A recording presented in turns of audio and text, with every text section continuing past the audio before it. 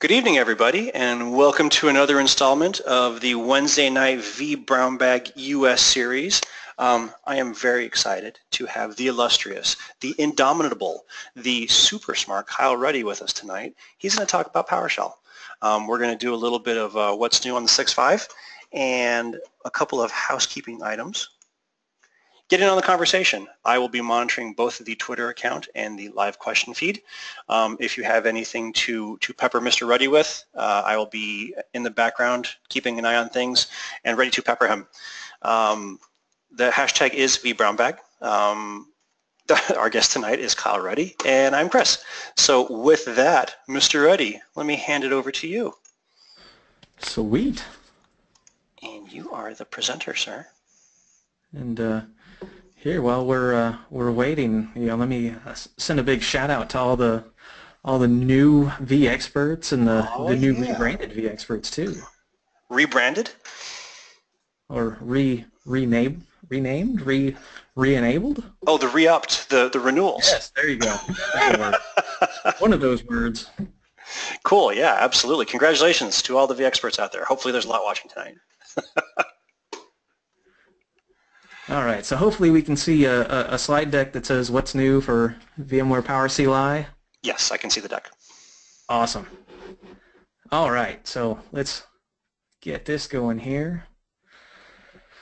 So like the previous slide said, which I guess I could go back to even though Chris already did the introduction, but we're going to be talking about what's new for VMware PowerCLI 6.5 Release 1. And if you're reading the slide, you might already see one of those little tidbits of what's new. But first, a little bit about me. So I am Kyle Ruddy. I'm a senior technical marketing engineer on the vSphere side, and my main focus is around the APIs, CLIs, and SDKs that VMware provides based around vSphere. Outside of VMware, I blog over at thatcouldbeaproblem.com. You can find me on GitHub, username KMRuddy. I also help host a little podcast by the name of vBrownBag. If you guys are here, you might have heard of it. What? Exactly. And then I'm also a big advocate of Twitter and using Twitter. It's definitely my social media, favorite social media avenue. And I'm out there at KMRuddy there as well. All right, so let's cover some high-level stuff just really quickly in case you have no idea what PowerCLI is. Because sometimes I talk to people and they're like, I don't even know what that is. And then I start talking to them about it, and it gets to the point where they're like, so this is basically just some kind of black magic. And, they're not wrong. There's a little bit of that to it. But in all actuality, this is VMware's command line scripting tool that's built off of Windows PowerShell. So, if you're going to install PowerCLI, PowerShell is absolutely one of those requirements to have before you can start using PowerCLI. And part of using PowerCLI is that it comes with over 500 different commandlets, and you can automate anything from your vSphere environment to vCloud, Horizon, vSAN, all these things. So basically trying to get to the point where we can automate your entire environment specifically to the way that you want to have it automated. And we are regarded as one of the most robust and complete PowerShell deployments in the world. So that's very cool. It was something that actually Microsoft has told us, not something that we came up with ourselves. So very cool there. So moving over, let's do a high-level overview here before we dig into the to the bits here. So first and foremost, the name has changed. So prior to 6.5 Release 1, it was known as VMware vSphere PowerCLI, and so we're doing a lot more than just vSphere these days. So we've actually changed the name to reflect that. Because like I said before, we are doing things with like vCloud and Horizon and some of the other areas, vSAN and so on and so forth. So it's important to reflect that as part of the branding. The other really big thing that happened is that we got rid of the PowerShell snap-ins. So we are completely module based. And I'll cover a little bit more about why, why that matters to anybody in a later slide. And then we've also done some cool new stuff to some of the core commandlets. I've got a section on using MoveVM to do cross vCenter vMotions. We've also added the capability of specifying the number of cores when you're either creating or modifying a VM. And then the Open VM console window commandlet, it actually works now because it's been upgraded to use the latest and greatest VMRC. A lot of people who may have used that before maybe didn't have such good results when they tried using it, and I definitely urge people to try it again, give it another shot, because it's actually working this time. The storage module has been greatly improved. There's a whole bunch of new vSAN commandlets, some improved disk management commandlets that they are so brand new they're not even in vSphere in the web client or HTML5 client yet. And then some VVOL Replication commandlets. And then the Horizon View module is just extremely exciting, at least to myself, because it's been completely rewritten. So very exciting. Moving on to our modules here. It's really important that we don't have snap-ins anymore because, part of the reason that we have an installer is because of snap-ins. Snap-ins are something that came about with PowerShell version 1.0, and that was really the first way that you could extend your PowerShell session. But snap-ins had these complexities. So they had to be compiled, they were written in .NET, and they required an installer because at that point they also could make modifications to the underlying system. The most notable of one was registry changes. If you've been following PowerCLI for a while, certain versions could be detected by actually polling the registry. That was a big thing that we wanted to get away from. PowerShell modules came out in PowerShell version 2 and really allow for a lot more mobility as far as, you no longer need to do an installer anymore. You don't and you can move them from place A to place B, and you don't need to re-register them. You just need to call them out, so they can even go out there and sit on a file share. It's, easy as that. So anyways, on the screen here we see a list of all of our modules.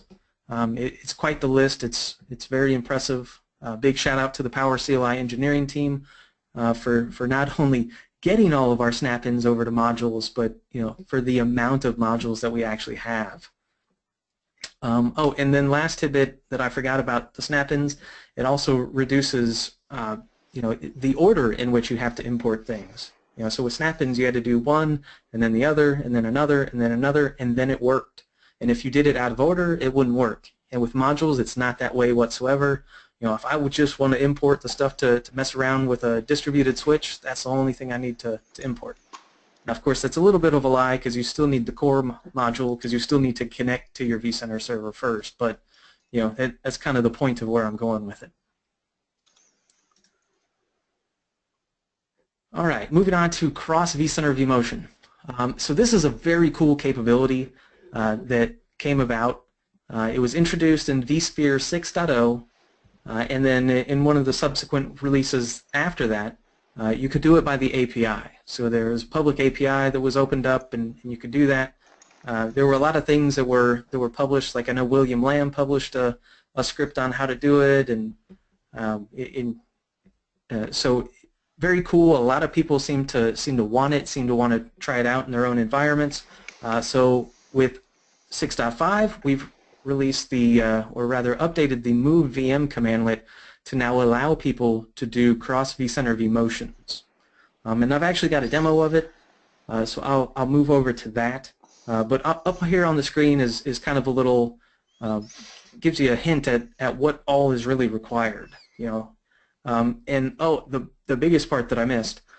So doing this with PowerCLI, you actually don't have to be all within the same SSO domain.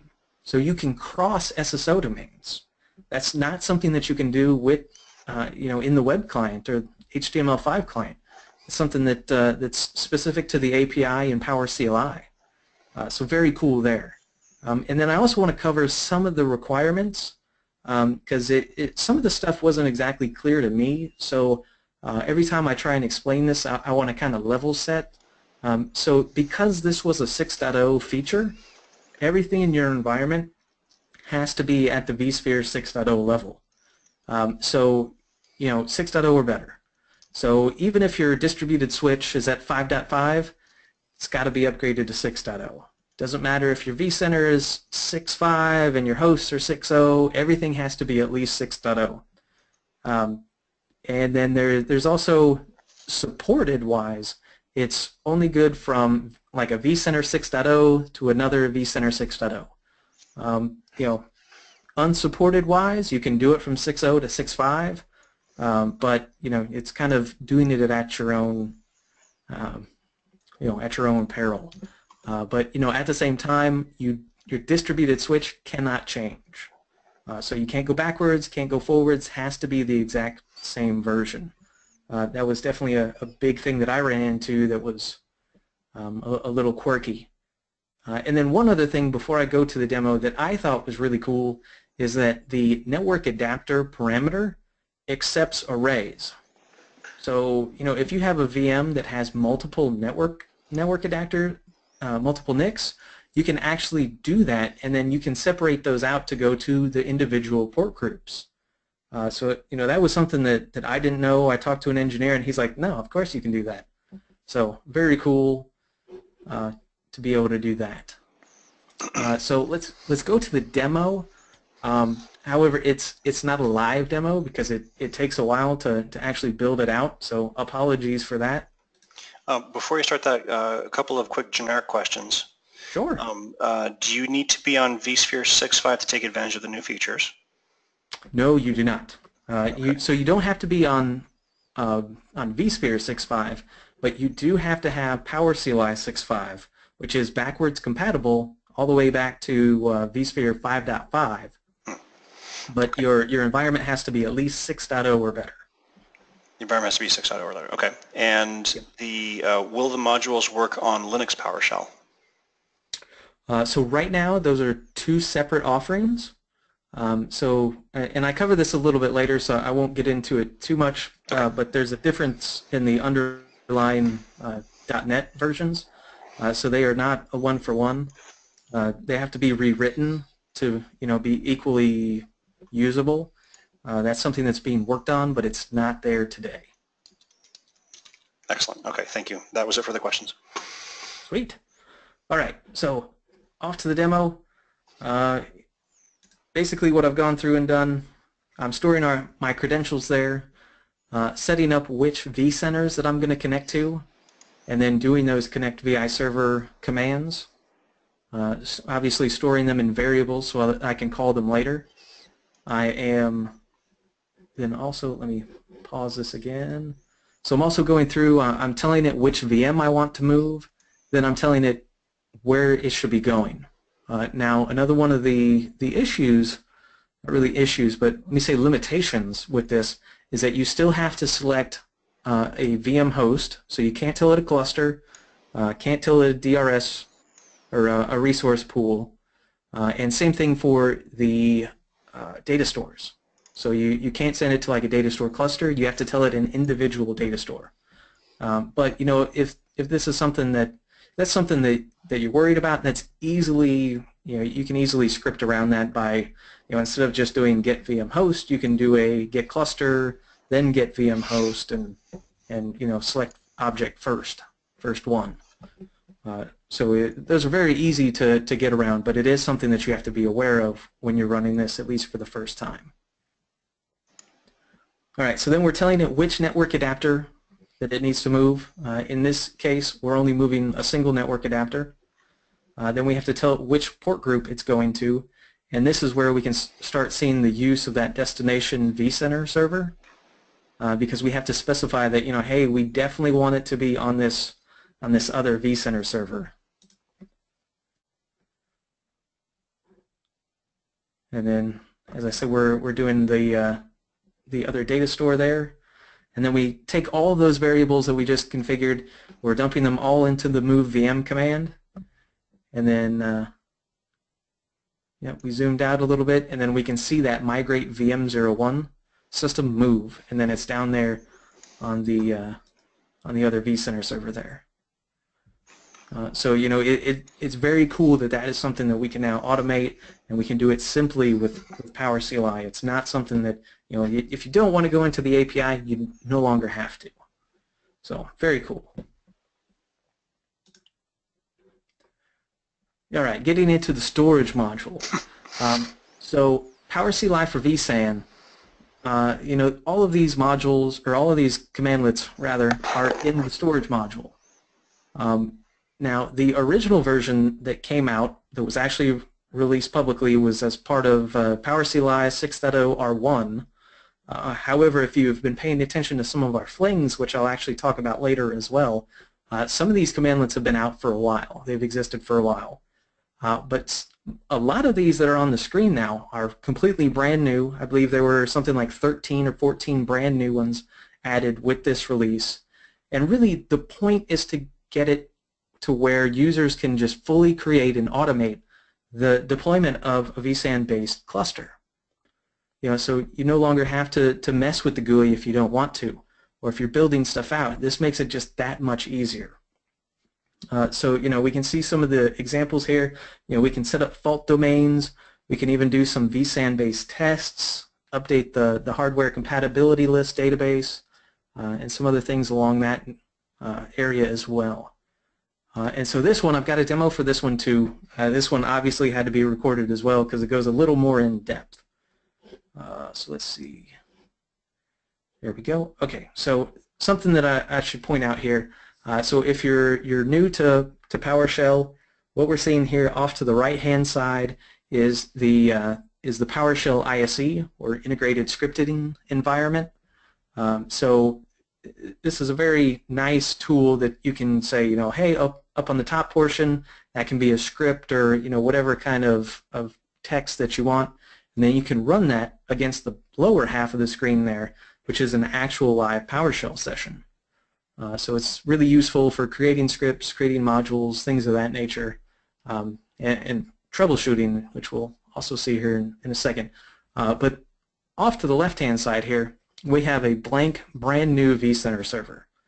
So if you're looking at it, there's no VMs, there's no hosts, there's not even a data center. So we're going to go through and completely configure a vSAN cluster without ever hitting the GUI. So let me start this off here. First off, it's going to set up a whole bunch of variables like the host names and password and credentials and things of that nature.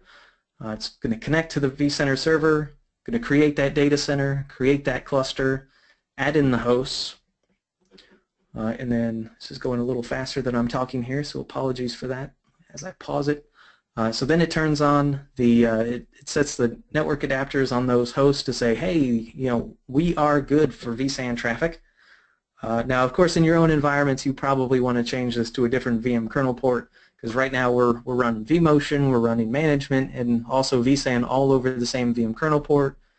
So don't do that in your production environment. This is, this is ease of use for a lab environment to kind of show this off. So then the last one that we just ran was doing a set cluster to just say, hey, vSAN, you are now enabled.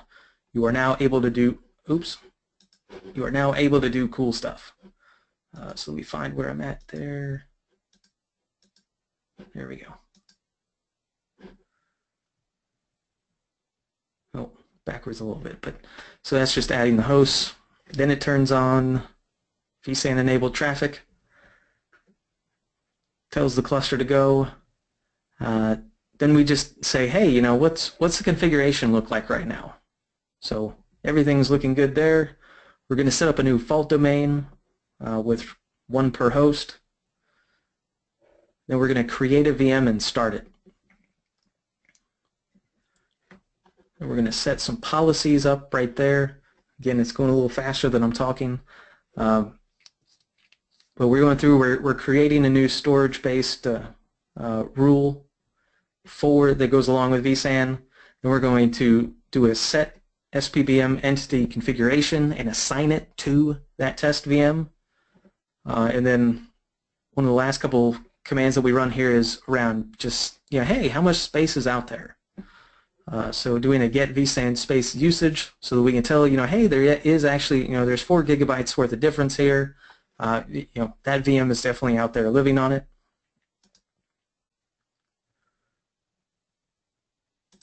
And then just as simple as that, we've gone through and made sure that that policy is enabled, and then we've updated our vSAN HCL database.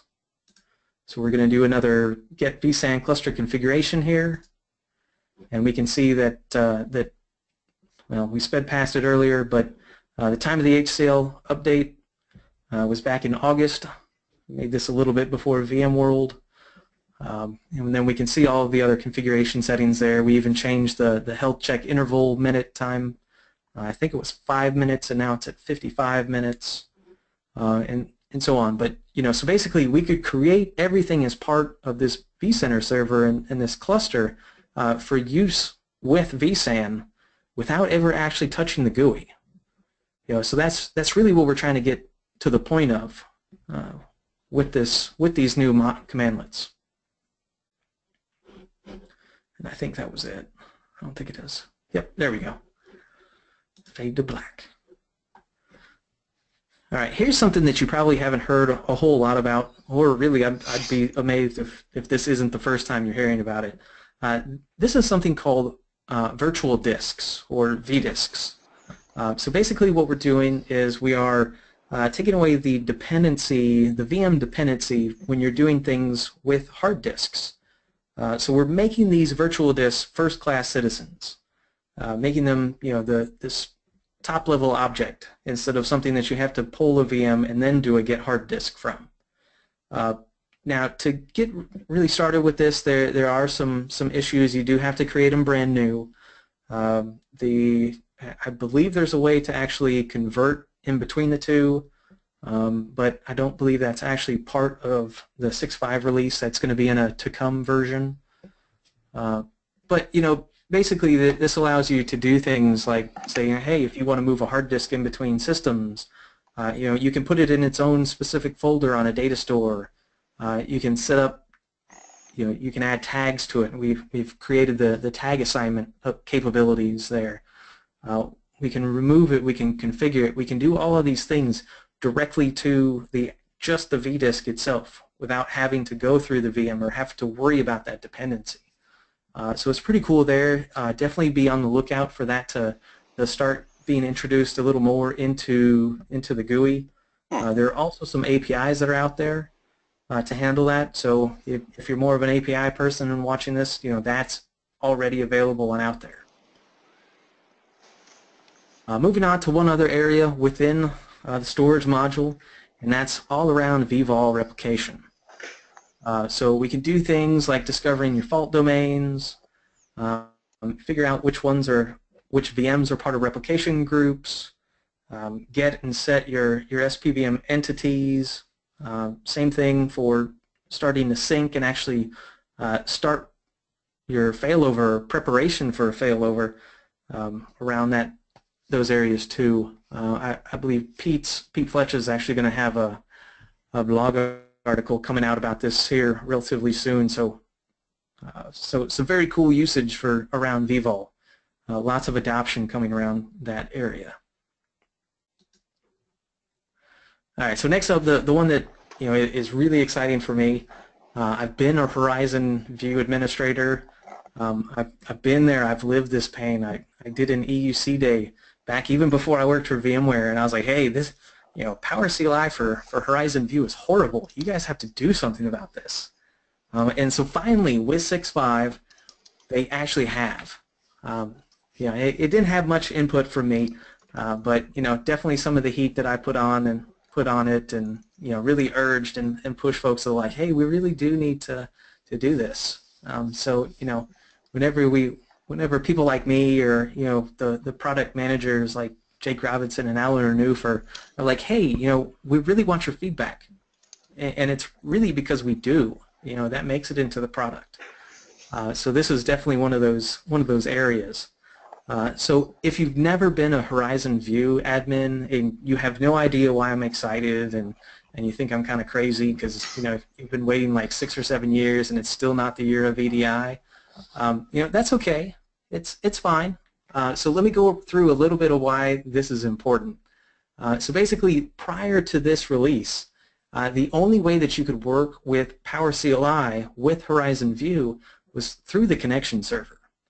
So you literally had to like RDP to the connection server or pull up the terminal, and that was the only place that you could run PowerCLI.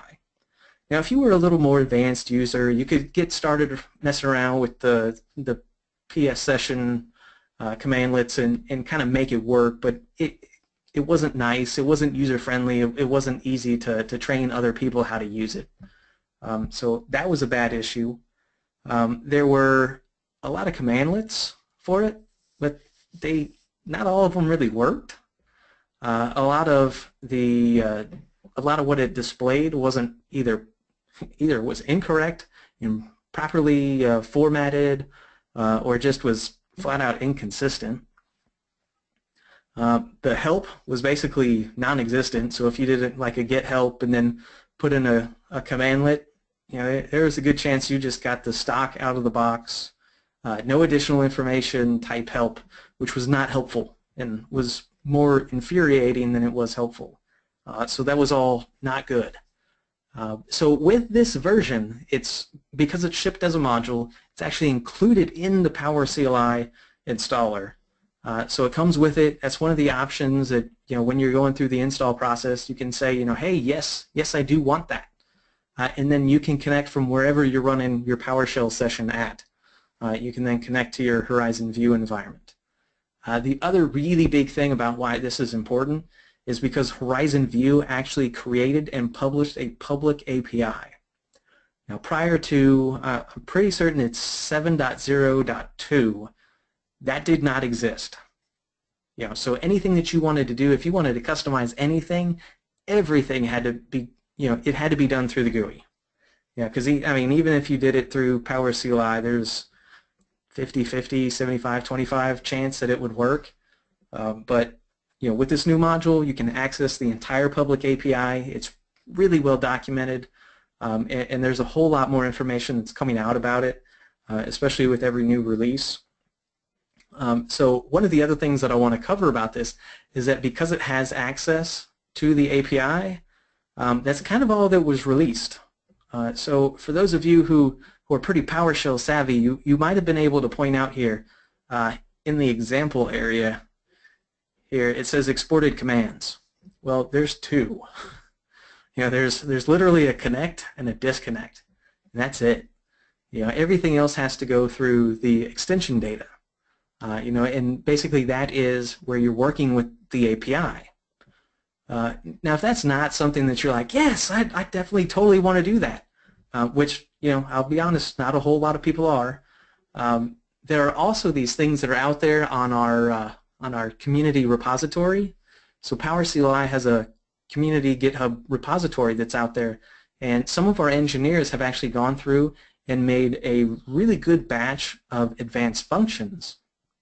And you can download them from the GitHub repository, and you can import them into your PowerShell and PowerCLI session, and you can do things like get HV desktop and things of that nature. Those functions are already available and created so that you don't have to do that yourself.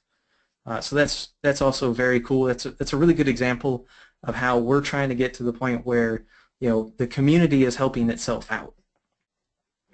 And I'll actually touch on that here in a little bit. So since I was talking about accessing the API, we also have access to the new vSphere automation API.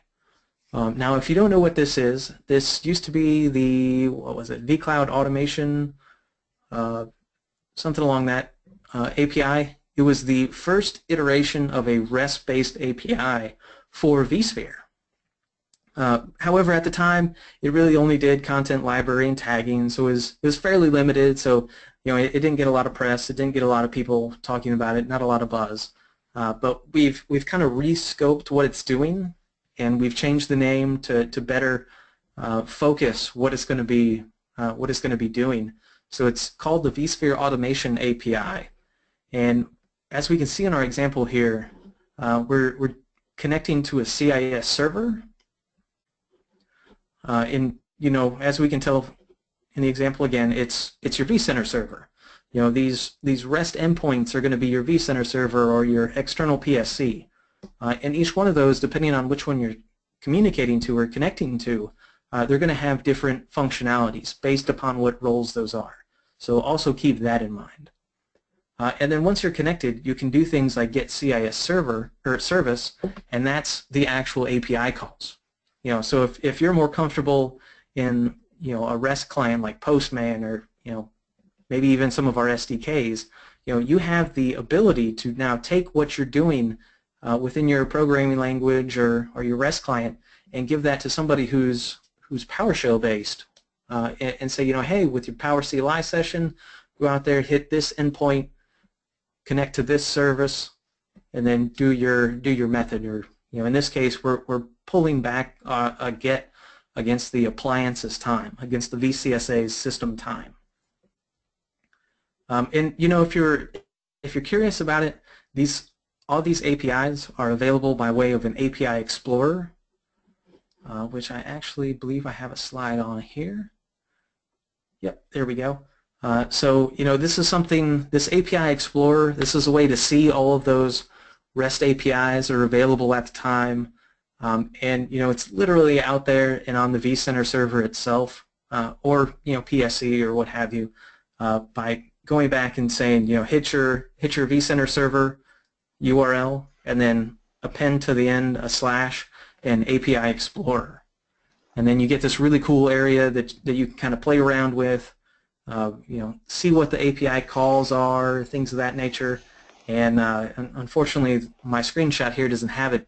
But at the bottom of each one of these requests, there's a try it out button. So you can actually click on it, and it really performs the REST call right there in your web client.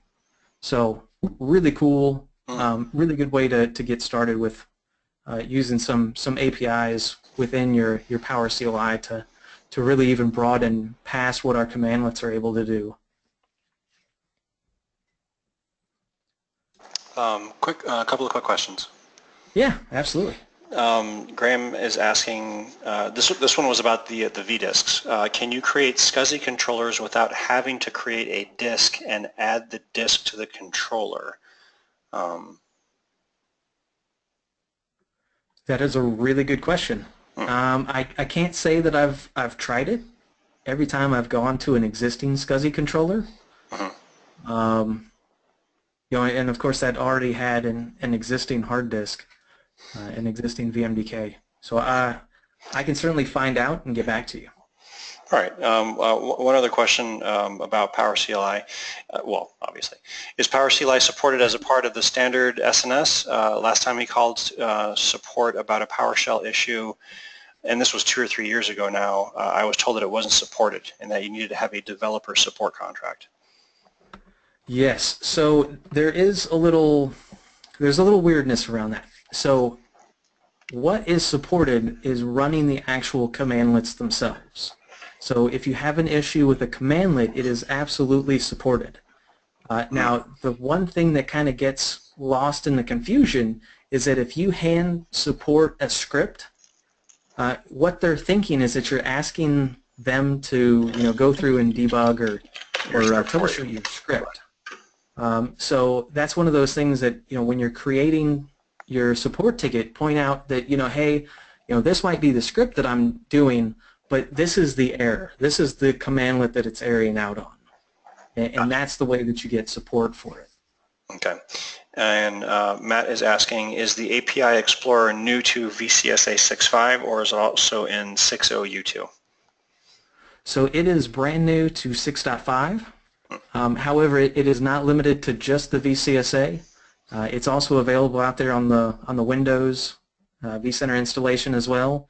It's also available on on the appliances. So like if you're running an external PSC, you can access it on there as well. Cool. Okay. and that was it. Oh, actually, wait, hold on. There's one. This was a little bit of an older one. Can we select the network adapter options if moving between data centers in the same vCenter? Yes, yes, you can. Okay. Yep. So it has no dependability on or dependencies on moving vCenters.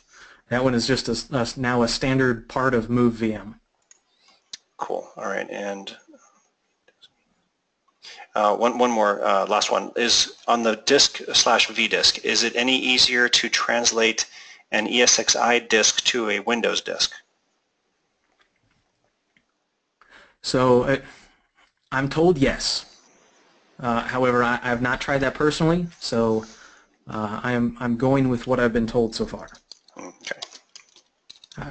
That was another one that I probably should have looked at when I was playing around with those, because that's always a big issue of trying to figure out which VMDK or which disk is which especially when you're booting up a Windows system.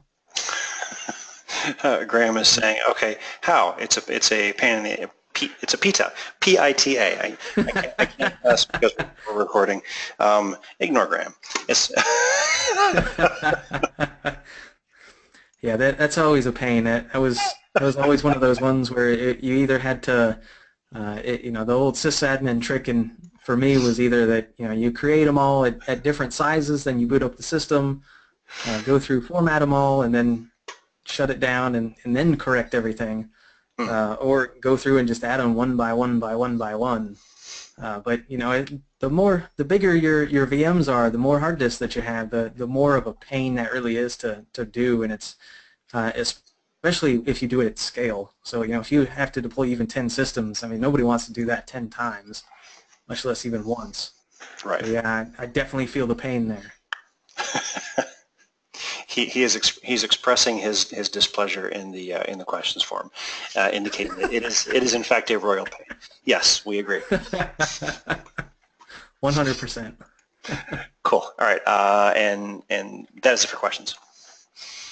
All right. So that's really the really big stuff that I wanted to cover as far as what's new.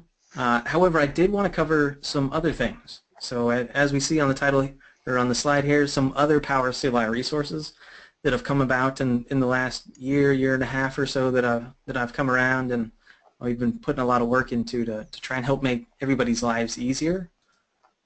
So first, the really big one is around the PowerCLI community repository. So if you didn't know, this is something that's out there. It's hosted on VMware's own GitHub account, and it's titled PowerCLI Example Scripts. And this is where we're trying to really get people to publish their own stuff or contribute their own stuff. Or if you need something, go out there, create an issue. If something doesn't exist, or you're more than welcome to tag something that's in there and use it for whatever you need it to be.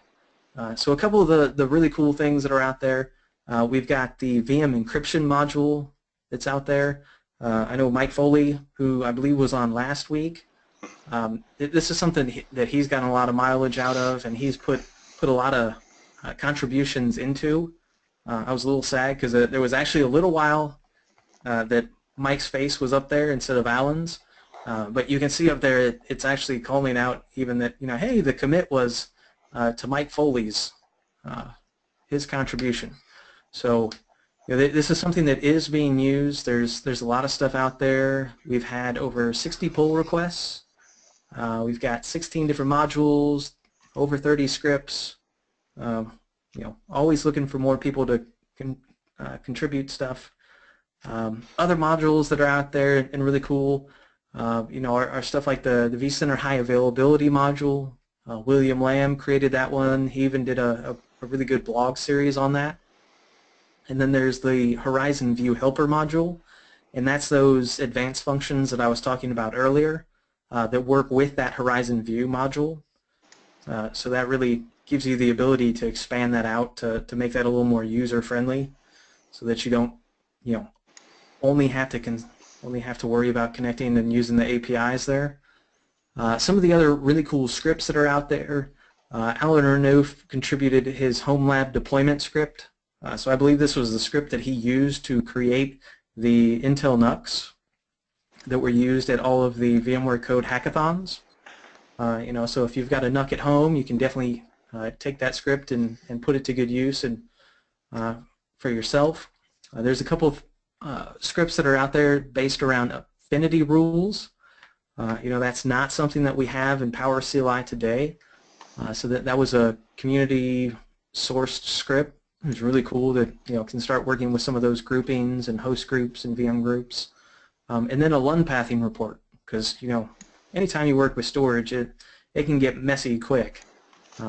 So this one actually helps kind of work out the kinks on LUN pathing issues. So some really cool stuff out there. Definitely encourage people to look at it, contribute. We always love new stuff. We're even starting to get some things out there around DSC or PowerShell's desired state configuration. Luke D's been putting a lot of work into that stuff, and Poster as well. So lots of a whole variety of stuff out there. PowerShell or PowerCLI Flings or based Flings. The latest and greatest one that everybody's been loving is PowerCLI Core.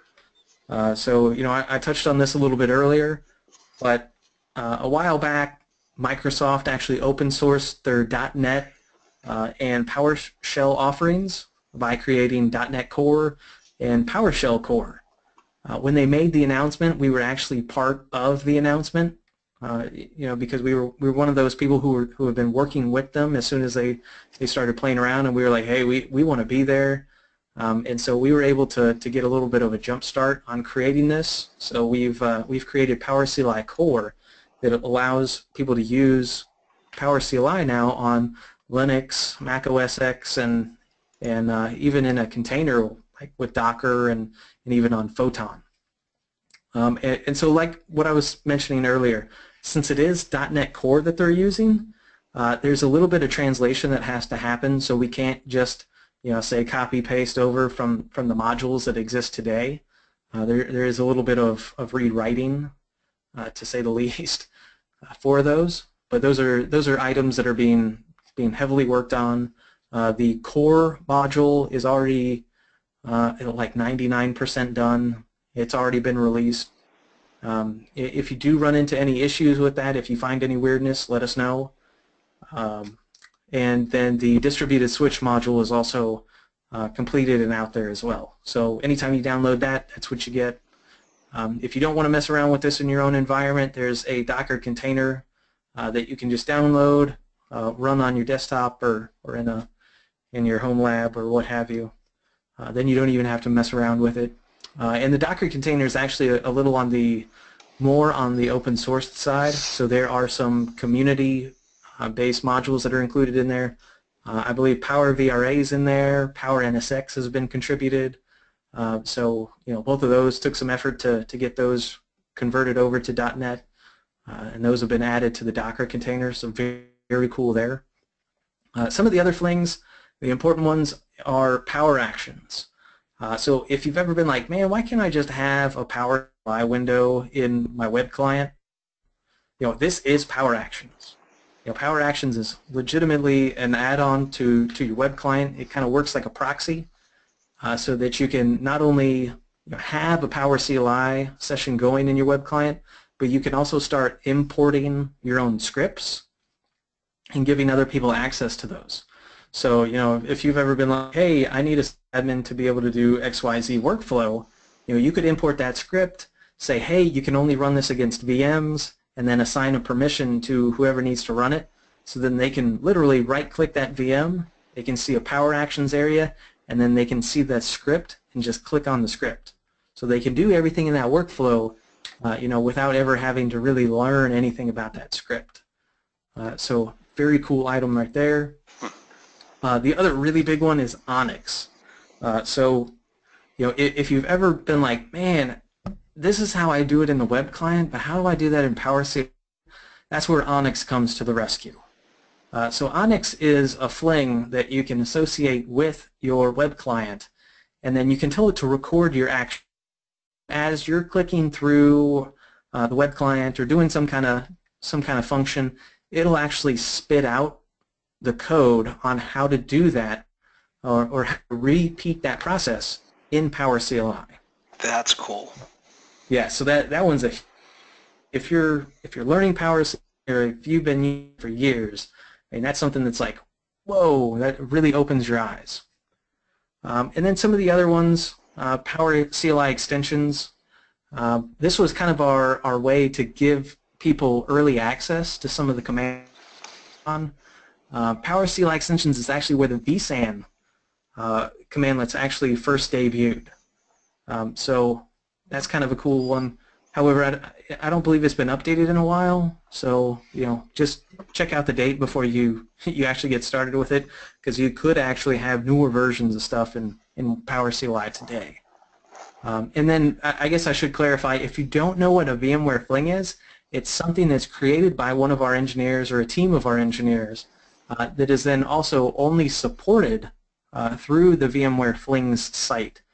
So if you download like Onyx and you're like, hey, I've got all these problems, if you reach out to support, they're going to tell you that it's unsupported.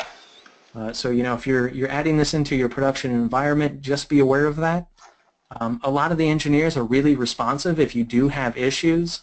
So if you log an issue against the Fling that's out there, a lot of times they're going to be answering you same day or next day, or depending on what the time zone difference is. So they're really responsive. Quick question from Graham on Core. Yeah. Is the plan to rewrite all the modules to run on Core and replace the existing ones? Ooh, that's a loaded question. So yes and no. We do want to get it to the point where PowerCLI Core is fully supported. However, one of the biggest issues in getting that done is that PowerShell itself, PowerShell Core, is still an alpha release. So it's not even supported by Microsoft yet. It's all still community supported through their GitHub page. Gotcha. So that's going to be one of those big leaps in between where we're at today and when we do get to a point where it's fully supported. Okay, cool. All right, and that was it. Awesome. All right, so here's a simple screenshot. So if you haven't seen it, we've got a Photon system on the left. We've got Alan's laptop there in the middle, an OS X variant, and then off to the right we've got our Windows system, all running the alpha PowerShell Core along with PowerCLI Core. And you're able to do the same stuff in between. You're receiving back the same information, so you have that consistency between all of them. So pretty cool there. That's definitely been the one really big request of pretty much everybody is like, hey, when can I get PowerCLI on something that's not Windows? And yeah, hey, we've finally done it. All right, so moving on, this one's big. This one was actually released just today. This is another thing that people always ask for, and it's always a big thing. So the PowerCLI Poster, it is out there. It's on the PowerCLI blog. Literally, it'll be the first blog post because it was just released today at like 3 o'clock Eastern. So get out there, check that out. If as you're going to things like vMugs and VMworld, I'm definitely trying to get this out there to a lot of those areas because this will be printed out, it will be available. So if you're interested, reach out to like your TAMs or your account teams, or reach out to me, and I'll at least from my side, I'll make a best effort of at least trying to get you one. Or if nothing else, find me at a vMug or VMworld. And as you're looking at it, just like everything else, that I've been talking about, feedback is more than appreciated, because this is something that we make for the people who are using PowerCLI. So this is something that I found useful even when I was on the customer side, and I still find it useful today. I'll have one printed up, sitting behind my desk here in a week or so when these are finally printed up. Cool. So, hey, if you find something you want added, something you don't think makes sense that could be made better, let me know. Ken Nalbone is saying, send some posters to the Indie VMUG, please. Oh, Ken, you will definitely get some. Indy has a special place for me.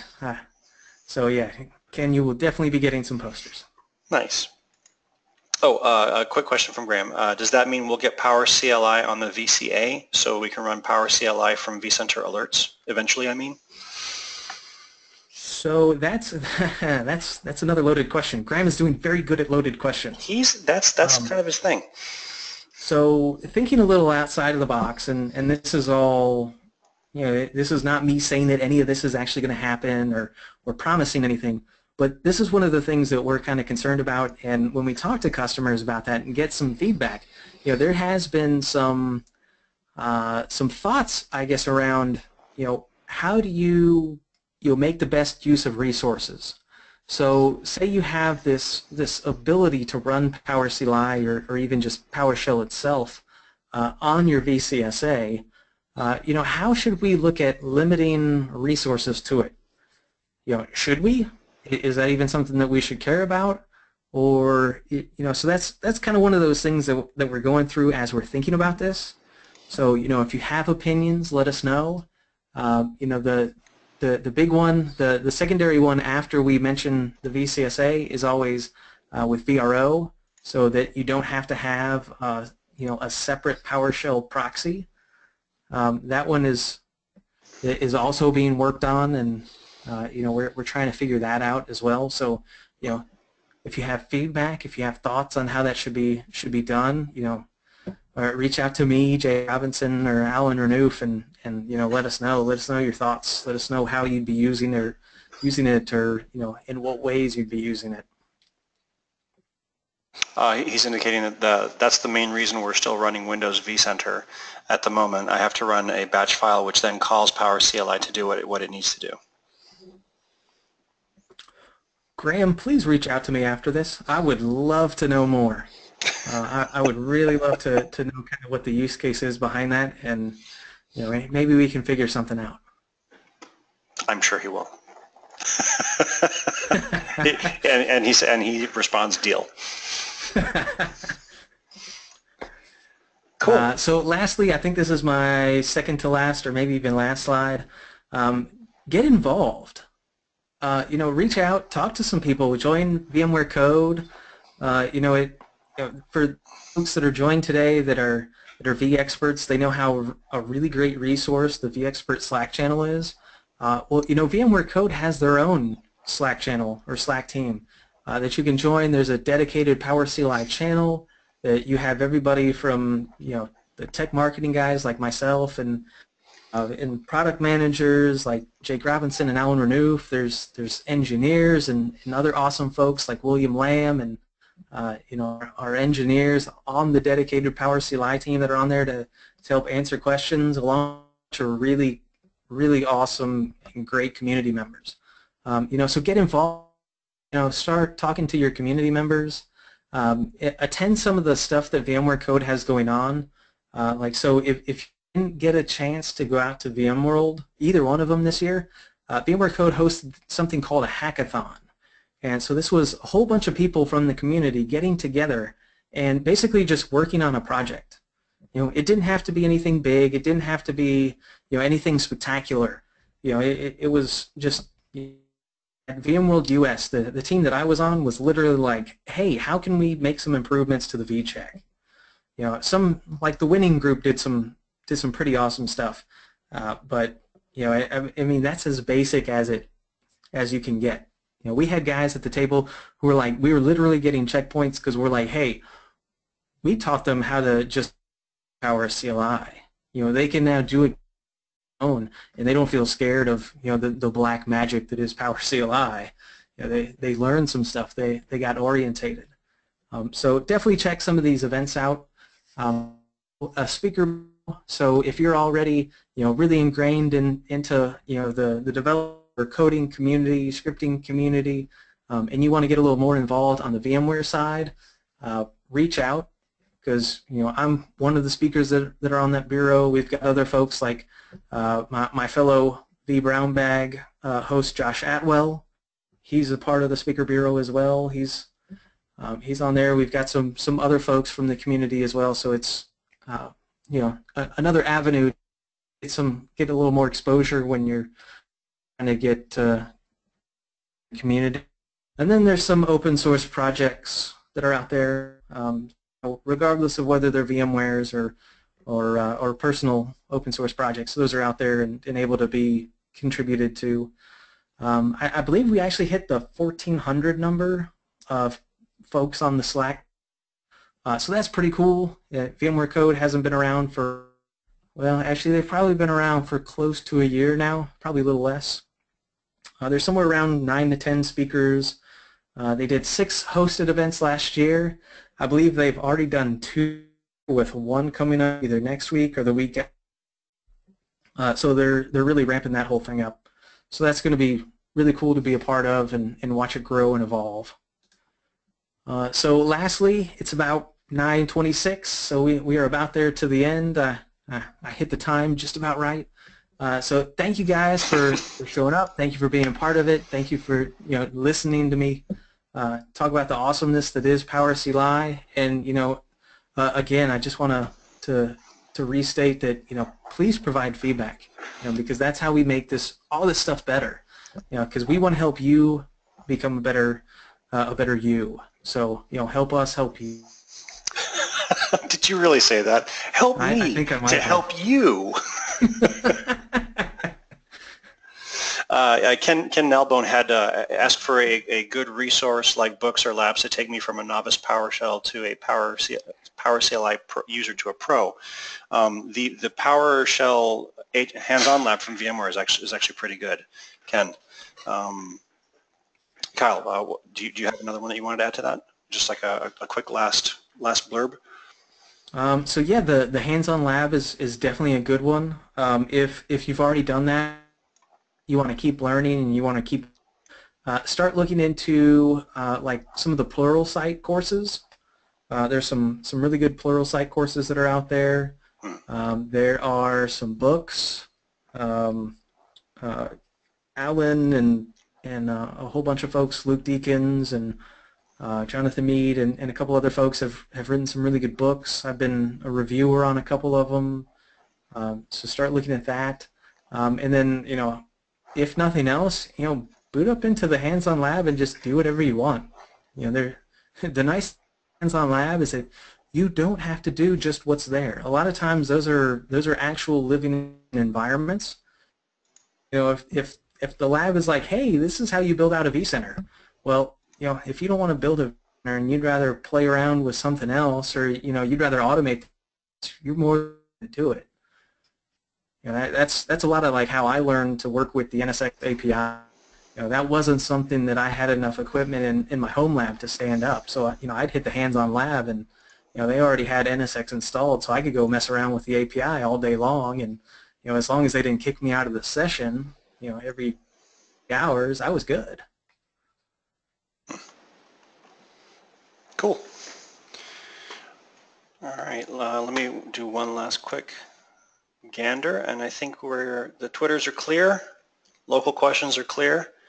I think we're good to go. Awesome. Well, thank you for hosting, Chris. Mr. Ruddy, it is a pleasure as always, sir. Yes. All right, and